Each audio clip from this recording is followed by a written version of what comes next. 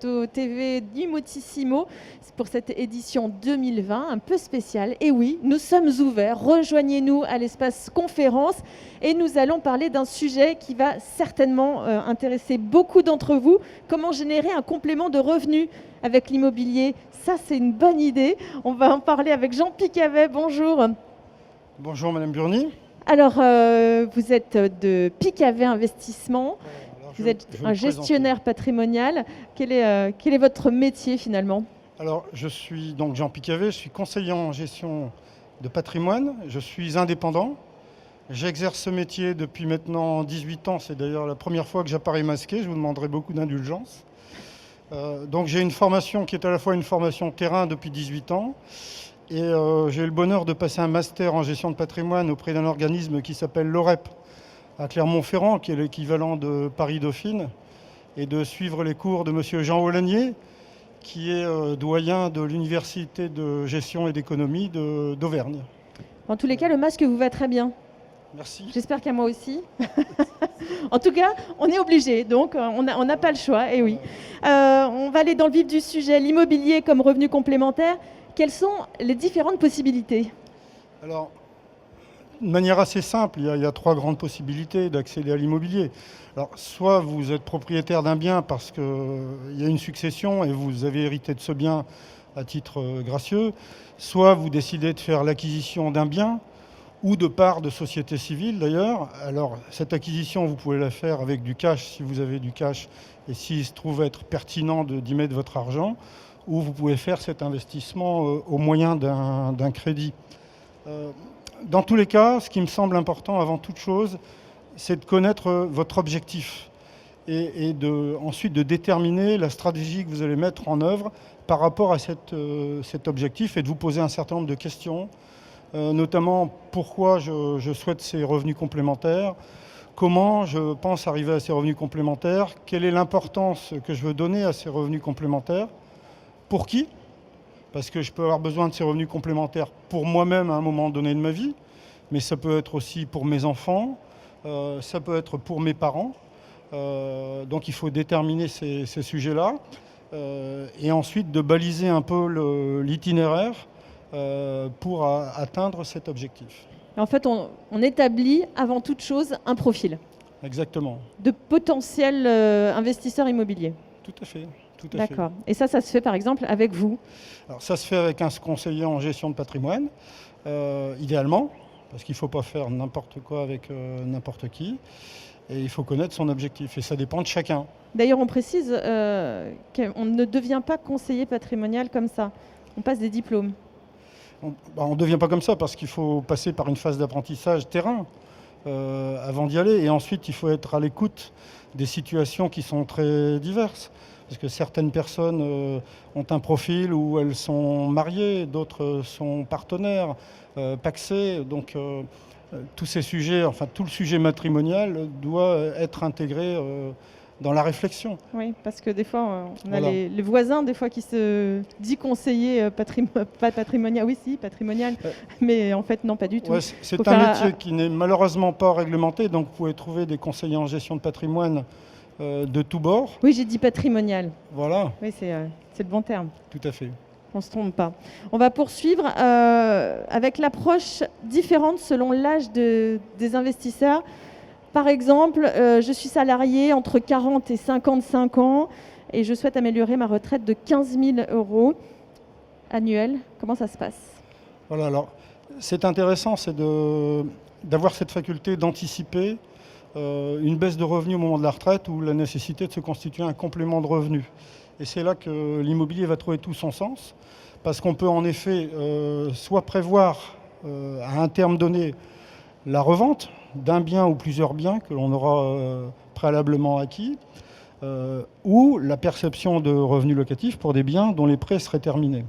Alors si on prend l'exemple d'un patrimoine locatif qui serait payé, admettons d'une valeur de 300 000 € à terme, et la revente de ce bien, compte tenu d'une espérance de vie au moment de la retraite, admettons de 20 ans, peut-être 25 pour les femmes, mais admettons de 20 ans, eh bien ça représente un complément de revenu à la retraite de 1 250 € mensuels. Donc c'est quand même considérable.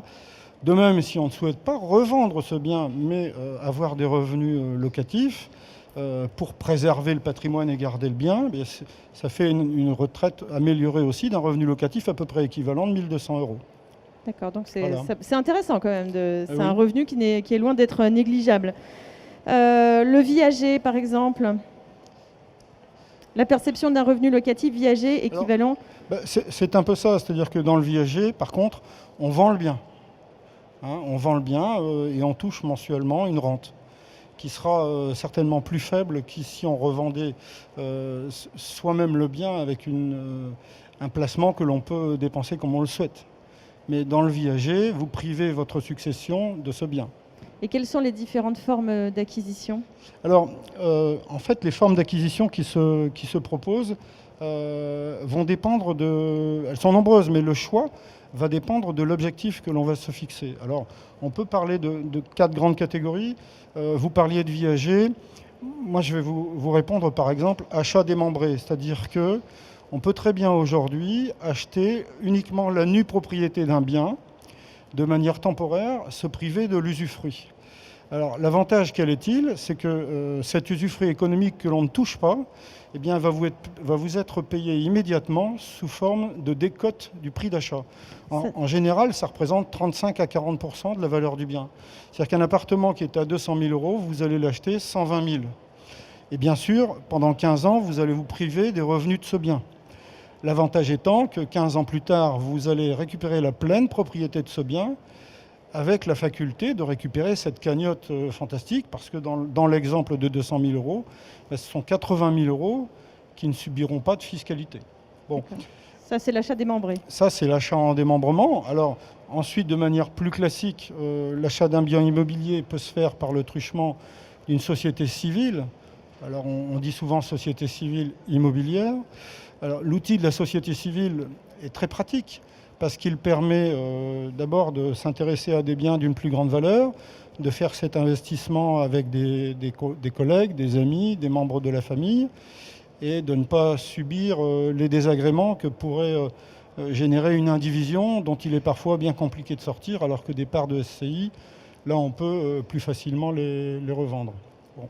Si on parle de revenus complémentaires, les parts de SCI peuvent également représenter un intérêt dans la mesure où on peut très bien démembrer ces parts. C'est-à-dire que moi, j'ai des parts de ma SCI, je veux associer mes enfants à la SCI, mais moi, je veux garder les revenus. Donc moi, je vais démembrer les parts de la SCI en m'octroyant l'usufruit de ces parts. Et la nue propriété de ces parts, je vais la donner à mes enfants progressivement. Ce qui me permet de transférer de manière intelligente mon patrimoine et d'optimiser les rappels fiscaux en termes de droits de succession. D'accord, on passe à la troisième option donc, de l'acquisition. C'est ça, c'est la SCI, AIS, éventuellement l'accès à une fiscalité. Alors, la société civile dite à l'impôt sur les sociétés propose un avantage énorme, c'est qu'on va être en mesure d'amortir l'intégralité de la construction, donc 100% de la construction. Je dis bien de la construction, c'est-à-dire on ne compte pas le terrain, mais on va pouvoir amortir cette construction sur les revenus générés par la location. Ce qui fait que bien souvent, pendant toute la période d'amortissement, on n'aura pas du tout, voire très peu d'impôts. Puisque là, c'est l'amortissement du bien. Vous imaginez un bien que vous achetez 300 000 euros. Si on dit que la construction vaut 80%, ça va vous faire 240 000 euros à déduire des revenus futurs. Sans compter les autres déductions, c'est-à-dire les intérêts d'emprunt, la taxe foncière, etc. Ce qui fait qu'on se retrouve avec des situations où, finalement, pendant entre 15 et 30 ans, eh bien, ce sont des revenus sans aucun impôt. Par contre, là où il faut être prudent, c'est si on souhaite revendre le bien dans la SCI, là bien sûr tous les amortissements sont réintégrés et on perd le bénéfice puisque tout repasse en plus-value, donc il vaut mieux vendre la SCI. D'accord, c'est complexe. Voilà. Il faut choisir les bonnes options au bon moment. Oui. Alors bien sûr, si une SCI reste à l'impôt sur le revenu, on n'a pas ce souci. D'accord. Voilà. Et ensuite, la quatrième option ? La quatrième option est la solution du démembrement. Il faut regarder si on veut démembrer un bien, si on veut démembrer des parts de société. Dans tous les cas de figure, il faut que le sujet réponde à une préoccupation et il faut accorder, notamment dans le cadre d'une société civile, une attention toute particulière à la rédaction des statuts, de sorte que le propriétaire du bien, par le truchement des parts de la SCI, garde sa qualité d'associé. Et pour ça, il ne peut pas se démunir complètement de la propriété. Il faut qu'il garde au moins une part en pleine propriété avant de démembrer le reste. Et puis rédiger les statuts de sorte qu'il garde la main.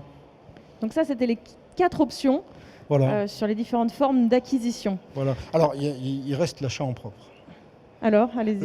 L'achat en propre, en fait, c'est un achat, pour moi, classique, tout à fait classique, sans interposition d'une forme juridique SCI ou autre. D'accord. Ça fait partie des options. Voilà. Aussi. Alors, l'achat en propre, c'est quelque chose de simple, c'est ce qu'on pratique tous les jours.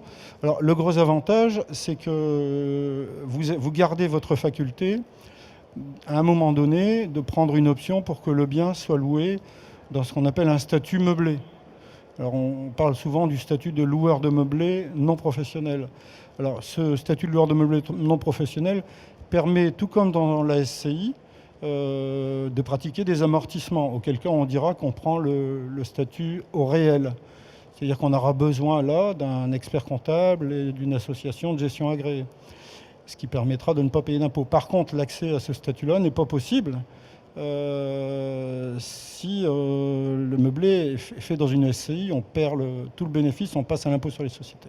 Bon, toutefois, le critère d'achat, le critère du bien est un choix important, reste un choix important. Ouais. Alors c'est le choix essentiel parce qu'une fois qu'on a déterminé le mode de détention, ce qu'on veut faire, bien sûr, il y a le support. Et là, on revient aux choses concrètes. Alors aujourd'hui, l'immobilier, on peut trouver de l'immobilier sous plusieurs formes, mais les deux grandes catégories, c'est l'immobilier titrisé ou dématérialisé, c'est-à-dire les parts de société. Alors pour moi, c'est un sujet relativement volatile et que je considère parfois comme un peu toxique. Et on le voit quand il y a des difficultés économiques. Et puis, bien sûr, l'autre orientation, c'est d'acheter directement un bien. Alors, en termes d'orientation, on peut choisir, bien sûr, des secteurs très différents parce que vous avez l'immobilier de bureau, vous avez l'immobilier commercial, vous avez l'immobilier géré. Alors quand je dis géré, ce sont souvent des résidences-services. Alors ça peut être une EHPAD, ça peut être une résidence pour étudiants, ça peut être une résidence pour personnes âgées non dépendantes, les seniors. Oui. On a le meublé c'est ce non qu'on géré. appelle les résidences-services gérées. Oui, toutes les résidences-services gérées. Là, on a un statut meublé. Bon, mais on peut aussi gérer soi-même et investir en meublé ou tout simplement investir dans de l'immobilier locatif nu, donc sans aucun meuble. L'immobilier résidentiel nu. Exactement. Donc ça, c'est les différentes options qu'on a dans les critères de biens pour générer du revenu. Voilà, exactement. Quels sont les principaux critères du choix? Alors, on en a beaucoup. Pour orienter mon choix, à savoir si je vais dans de l'immobilier commercial ou dans du résidentiel ou dans du géré, à mon sens, il faut d'abord savoir ce qu'on veut faire parce que la première question est une question de rendement. Parce que bien sûr, on n'a pas les mêmes rendements.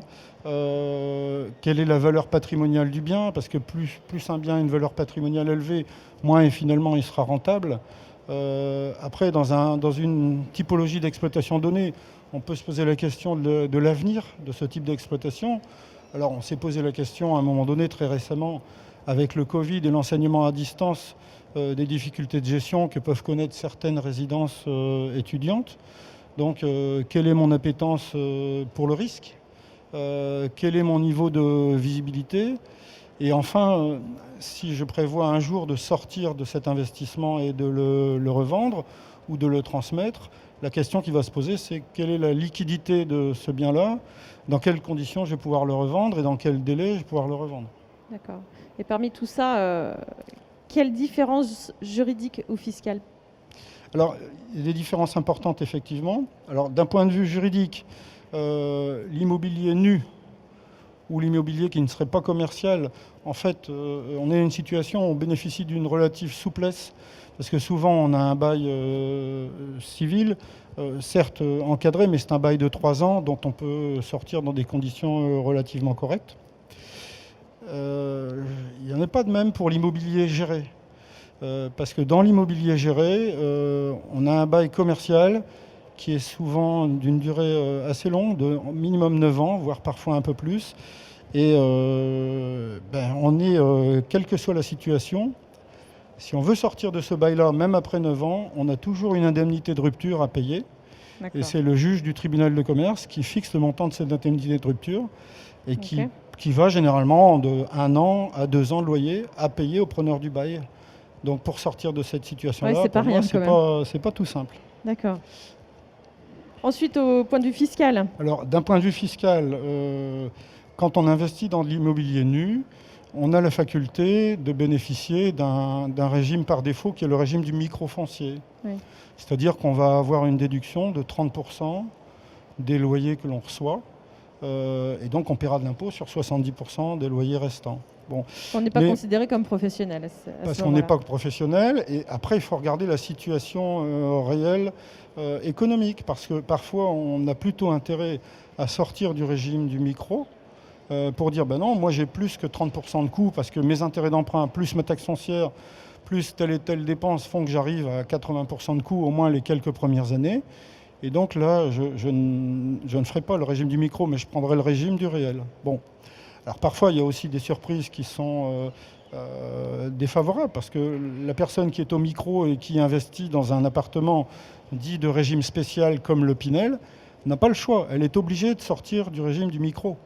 Et donc, si elle était très bien avec son micro parce qu'elle n'avait plus d'intérêt d'emprunt à déduire, ben là, pour le coup, le Pinel lui fait perdre le bénéfice de son micro. Oui. Donc il faut réfléchir à la pertinence d'une orientation que l'on prend. Ouais, c'est vrai qu'on a souvent tendance à penser qu'au Pinel dans l'investissement locatif. En l'occurrence, il y en a plusieurs. Il y a le meublé. Pour le nu, on vient de le voir. Alors, pour le meublé, on a le même régime de micro. C'est-à-dire que par défaut, si on ne veut pas s'embêter à tenir une comptabilité, on prend le régime forfaitaire et l'abattement est de 50%.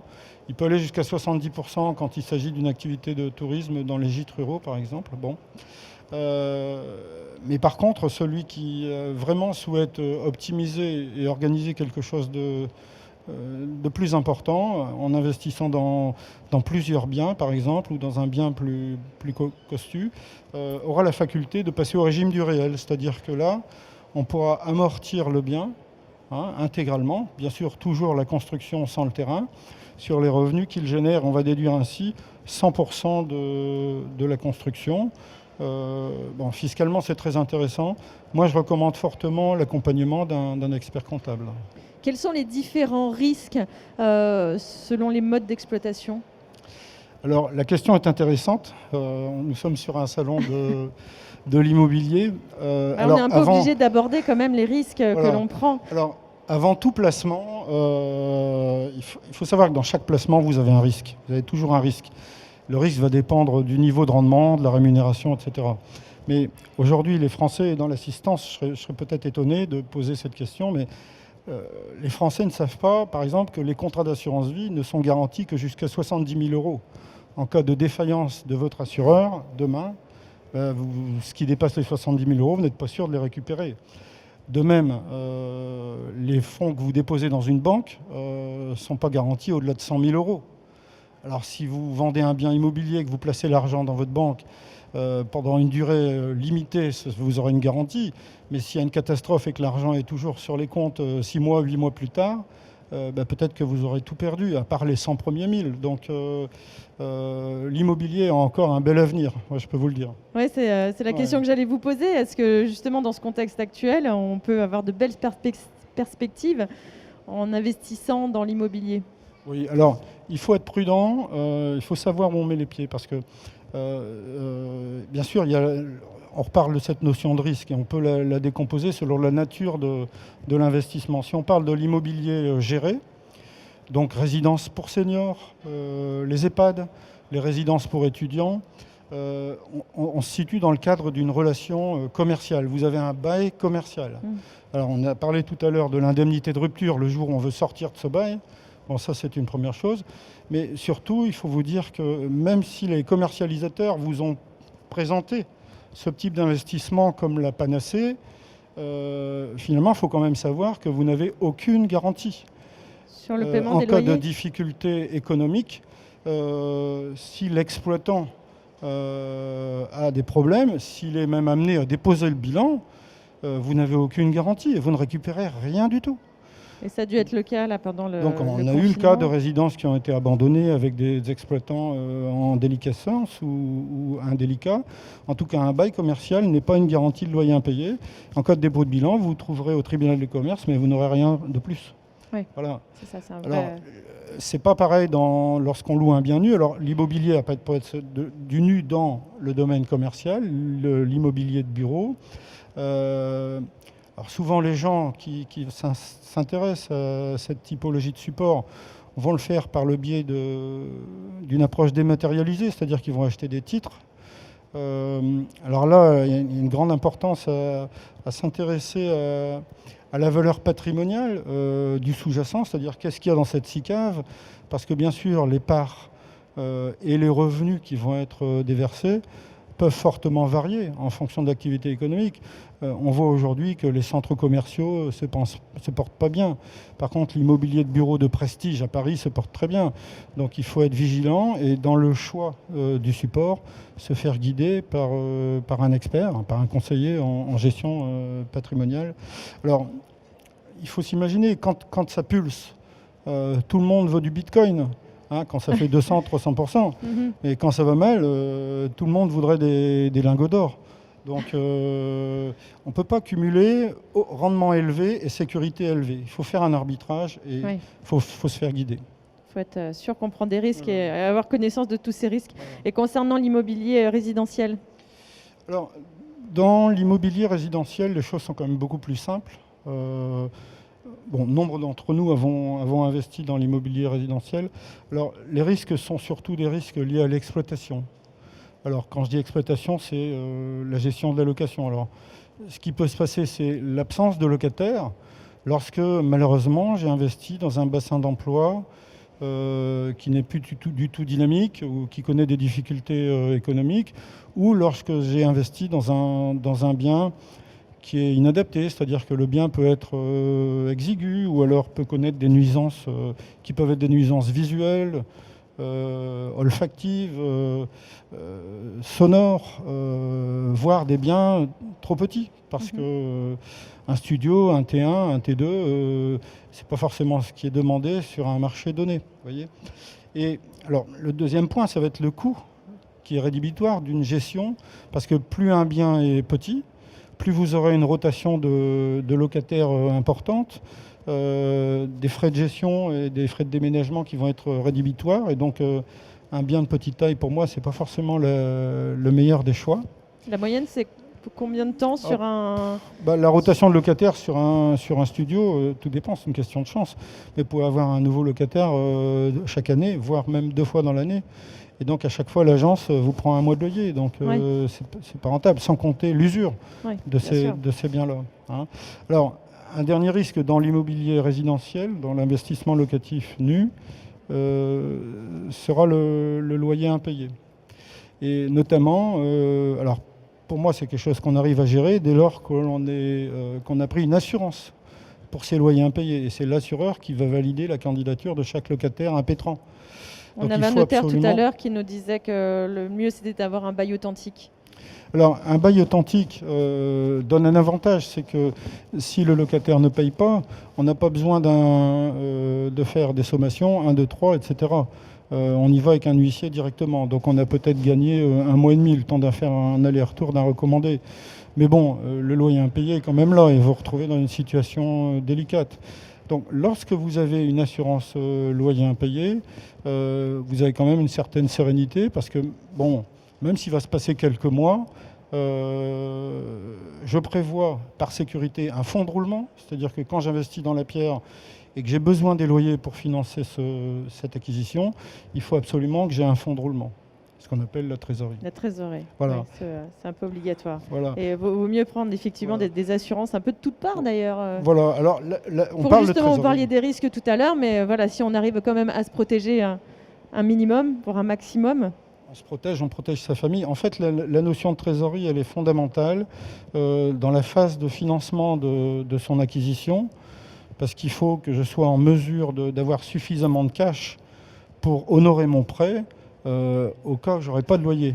Oui. Hein.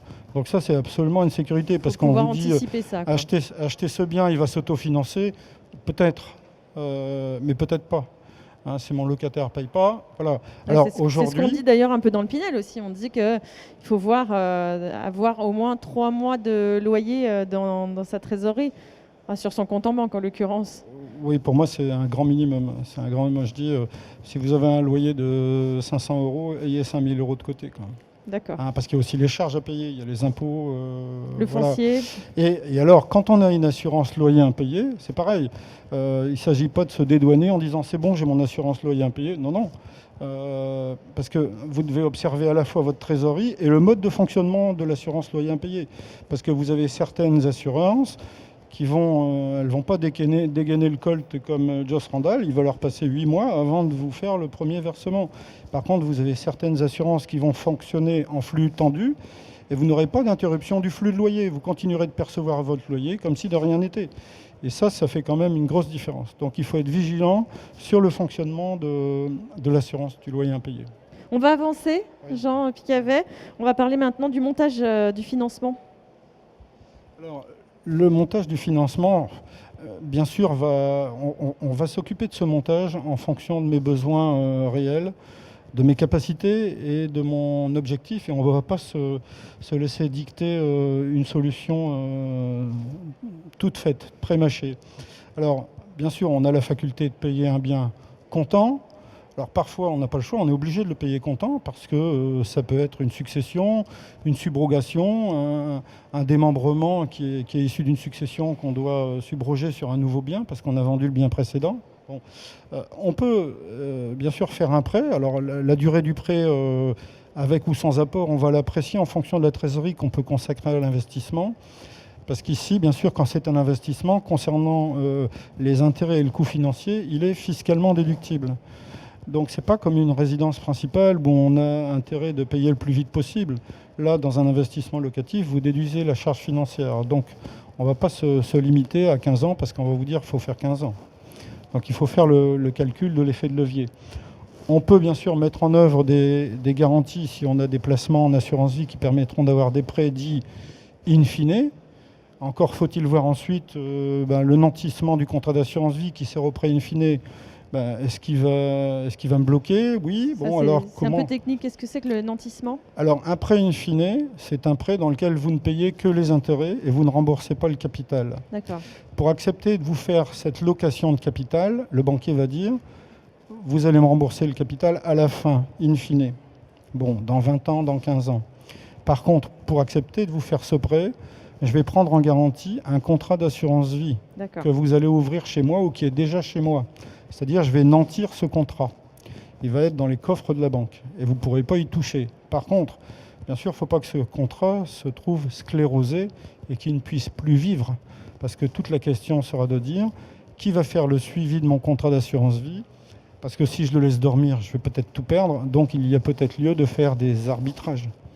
Et peut-être dire, attendez, ce contrat, je vais le limiter à 70 000 € et j'en ouvre un deuxième au nom de mon épouse pour avoir un deuxième contrat qui sera nanti et en cas de catastrophe, prendre une certaine sécurité. Et donc, comment assurer ce prêt?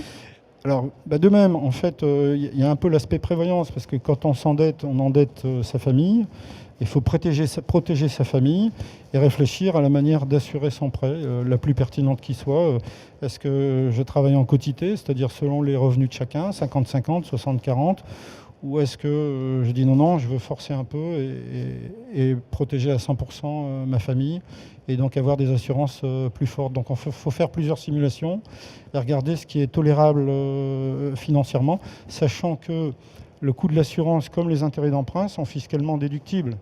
Donc, alors bien sûr, il faut tenir compte de l'aspect déductibilité, mais il ne faut pas s'enfermer dans cette logique-là, parce que bien sûr, si vous dites moi c'est un petit bien et je ferai une déclaration au micro-foncier, bien sûr vous ne déduirez pas les intérêts d'emprunt puisque vous déduirez un abattement forfaitaire de 30%. Donc si vous avez le cash et vous n'avez pas de projet plus pertinent, vous utilisez votre cash. Justement, on va parler de fiscalité maintenant. Oui, alors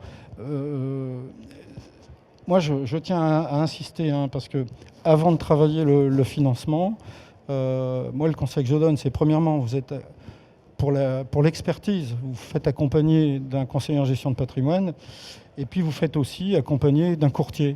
Parce que un courtier, bien sûr, il y a l'aspect compétence, il y a l'aspect réactivité, il y a la connaissance du marché. Et là, j'en parle d'autant plus aisément que nos amis banquiers sont absents du salon. Donc les courtiers font un beau boulot et je peux vous dire qu'ils sont indispensables. Les absents ont toujours tort.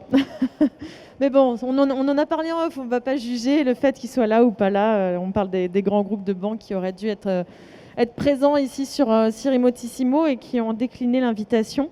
Donc là, si on a une fiscalité mal anticipée. Alors, pour moi, la fiscalité est un élément vital de la réflexion pour tout complément de revenus. Et donc, elle va être différente à chaque modèle économique. Dans, par exemple, le sujet de l'allocation meublée, alors que ce soit du meublé géré ou de meublé qu'on gère soi-même, mais on peut opter pour le statut de loueur de meublé. Et c'est un vrai tremplin fiscal, on l'a vu. C'est la même chose avec les dispositifs Malraux, avec les investissements dans les sites qui bénéficient de la qualification de monument historique. Vous avez le dispositif Pinel, vous avez le démembrement.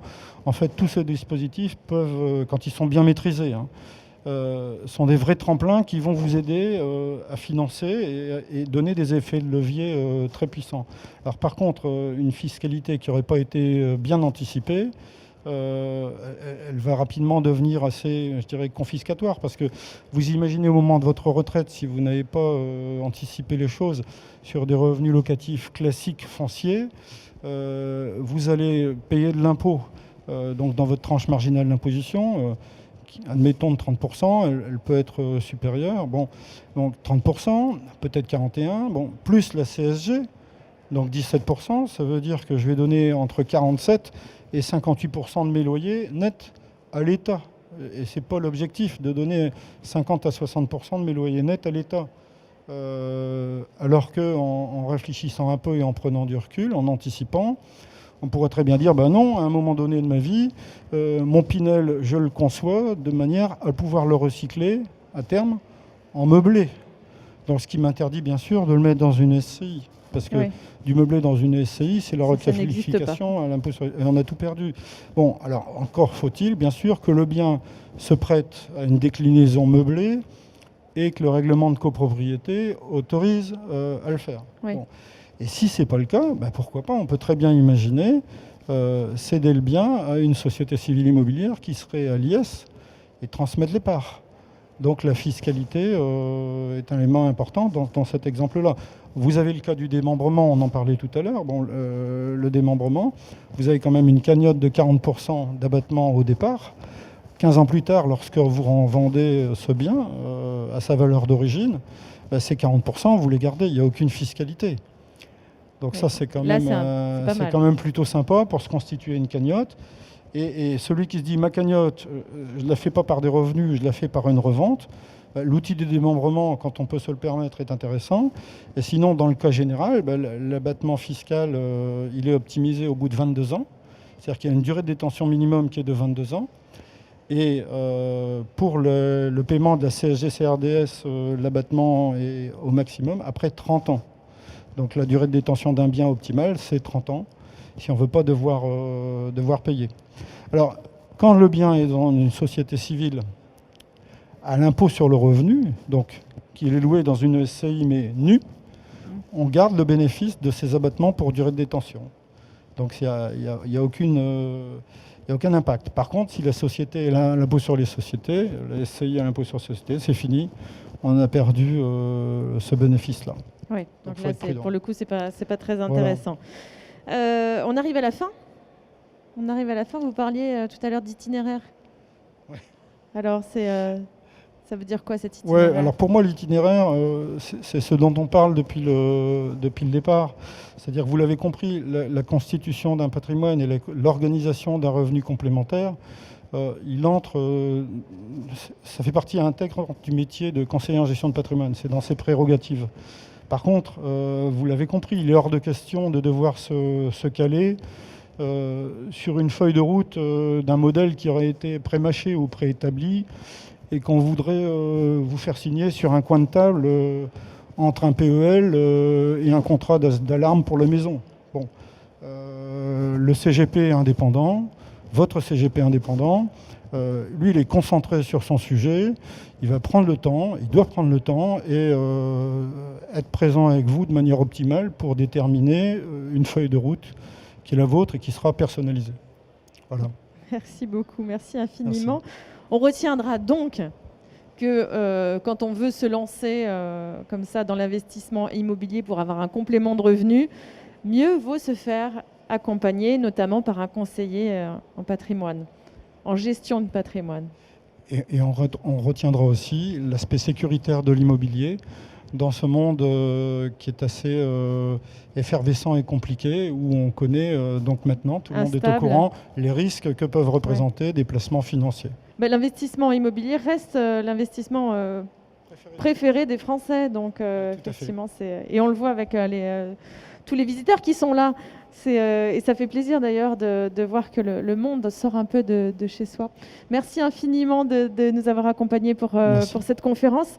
Et nous, on se donne rendez-vous dès demain. On ouvre à 10h. Donc vous serez les bienvenus. Vous n'avez qu'à télécharger l'invitation sur le site d'Imotissimo. Et puis on sera là. On est ouvert. Venez. À bientôt.